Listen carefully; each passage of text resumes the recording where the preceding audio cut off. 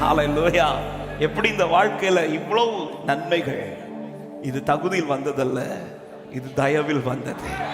அதுதான் ரோமர் 11 சொல்லப்பட்ட வார்த்தை, விழுந்தவர்களிடத்தில் கண்டிப்பையும் உன்னிடத்தில் தயவையும் கர்த்தர் காண்பித்தார்.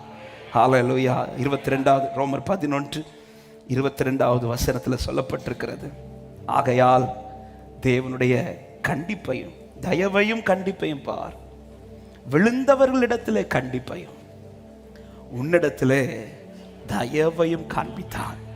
எத்தனை பேர் இந்த காலை நேரத்தில் தைரியமாய் சொல்ல முடியும், நான் நிற்பது தகுதியில் அல்ல, நான் நிற்பது தயவுல நிற்கிறேன்னு சொல்றவங்க 2 கரத்தை உயர்த்தி நன்றியப்பான்னு சொல்லுங்க பார்க்கலாம். இந்த தயவுல நிக்கிறீங்கன்னா ஹல்லேலூயா. ஒரு காரியத்தை நன்றாய் புரிந்து கொள்ளுங்க, இன்னைக்கு நான் தயவுல தான் நின்று வாழ்ந்து கொண்டிருக்கிறேன், இந்த உணர்வோடு நான் டெய்லி வாழ்வேன் என்றால் ஒரு காரியத்தை எழுதி வச்சுக்கோங்க, தயவில் இருக்கிறவன் வாழ்க்கை நன்மையாய் தான் இருக்கும். ஆமென். இஸ்ரவேல் ஜனங்களுக்கு குறித்து சொல்லும்போது ஏசாயா 63 அதிகாரத்தின் 7 வசனத்தில் இப்படி சொல்லப்படுகிறது, கர்த்தர் எங்களுக்கு செய்தருளின எல்லாவற்றிற்கும் தக்கதாகவும் அவர் தம்முடைய இரக்கங்களின்படியையும் தம்முடைய திரளான தயவுகளின்படியும் இஸ்ரவேல் வம்சத்துக்கு செய்த மகா நன்மைக்கு தக்கதாக. அப்போ திரளான தயவு வருதுன்னா மகா நன்மை வருதுன்னு அர்த்தம். ஆமென். என் வாழ்க்கையில் ஒரு நன்மை உண்டாகுமா என்கிற ஒரு கேள்வி யாருக்காவது இந்த வருஷத்தின் இறுதி நாட்கள்ல ஒரு கேள்வியோடு இங்க இருக்கிறீங்கன்னா, நீங்க நிற்பது தயவிலானார், நான் நிற்பது தேவ தயவிலானார். எத்தனை பேர் விசுவாசித்து இந்த காலையில சொல்ல முடியும், மகா நன்மை உண்டு? ஹல்லேலூயா.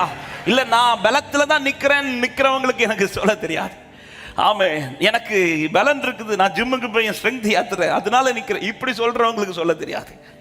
ஆமே, நான் நல்ல டயட்லாம் கரெக்டாக ஃபாலோ பண்ணுறேன் அதனால தான் நிற்கிறேன், இப்படி சொல்கிறவங்களுக்கு சொல்ல தெரியாது எனக்கு. ஆனால் தயவில் நிற்கிறவர்களுக்கு இந்த காலை நேரத்தில் அவன் மீட்டிங் தொடங்குறதுக்கு 1 hour முன்னாடி தான் கர்த்தர் இந்த வார்த்தையை இருதயத்தில் தயவுனே சொல்ல வச்சுட்டு இருந்தார். அப்போ தான் ஆண்டவர் தியானிக்க வச்சா, தயவு இருக்குதுன்னா வாழ்க்கையில் நன்மை இருக்கு. அவன் தயவு இருக்குதுன்னா நன்மை இருக்கு. மேவிபோசேத் அதனால தான் ராஜாவின் சமூகத்தில் வந்ததுமே சொல்கிற வார்த்தை, நம்முடைய கண்களில் தயவு கிடைச்சதே, தயவு கிடைச்சதேன்னு சொல்லி கொண்டிருக்கும் போது ராஜா அவன் வாழ்க்கையில் என்னென்ன நன்மை செய்யணுமோ அதெல்லாம் பிளான் பண்றார். சீபாவை கூப்பிட்டு சொல்றார், அவனுக்கு என்னெல்லாம் திருப்பி கொடுக்கணுமோ, அவனுடைய தகப்பனுடைய நிலங்கள், அவனுடைய சொத்துக்கள், இதெல்லாம் நீ எடுத்து அவனுக்கு கொடுத்துரு, அவனுக்கு என்னென்ன உண்டு அந்த நன்மை எடுத்துக்கொடு. தயவு என் லைஃப்ல இருக்குதுன்னா தைரியமா நில்லுங்கள், உங்களுக்கான நன்மை இருக்கிறது. தயவுக்குள் இருக்கிறவனுக்கு நன்மை உண்டு. ஆமென். மோசே இஸ்ரவேலுக்குள் அனுப்பும் போதே கர்த்தர் என்ன சொல்லி அனுப்புவார்னா, இந்த வார்த்தையோடு சேர்த்து அந்த வார்த்தையை நான் சொல்ல விரும்புகிறேன். ஆமாம், யாத்திராகமம் 3 அதிகாரத்தில் ஆமென் அதனுடைய 21 வசனத்தில் சொல்லுவார் ஆண்டவர். ஆமென், அப்பொழுது இந்த ஜனங்களுக்கு எகிப்தியரின் கண்களில் தயவு கிடைக்க பண்ணுவேன். தயவு கிடைக்க பண்ணும்போது என்ன நடக்குமா, நீங்கள் போகும்போது வெறுமையாய் போவதில்லையா. ஆமே, தயவு கிடைக்க பண்றாருனாலே புரிஞ்சுக்கோங்க, வாழ்க்கையில ஒரு நாளும் வெறுமையை கர்த்தர் அனுமதிக்கவே மாட்டார். இன்னைக்கு வெறுமை இருக்கலாம், ஆனா இன்னைக்கு நான் நிற்கிறது தயவானா, என்னை கர்த்தர் வெறுமையாய் போக விட மாட்டார்னு விசுவாசிக்கிறவங்க சத்தமாய் ஆமென் சொல்லுங்க பார்க்கலாம். ஆமென். தயவுல நிற்கிறோம், தயவுல நிற்கிறோம்.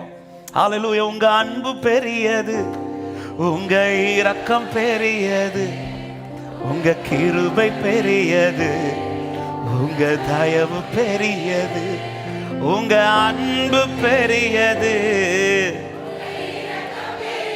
ஹல்லேலூயா. ஆமென். சொல்ற தயவு கிடைக்க பண்ணும்போது நீங்கள் போகும்போது வெறுமையாய் போவதே இல்லை.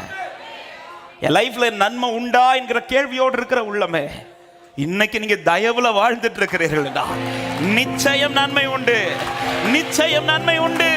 விசுவாசிக்கிறவங்க வலது கரத்தை உயர்த்தி ஆமென் சொல்லுங்க பார்க்கலாம். ஆமென். பக்கத்துல பார்த்து சொல்லுங்க, நமக்கு நன்மை உண்டுன்னு சொல்லுங்க.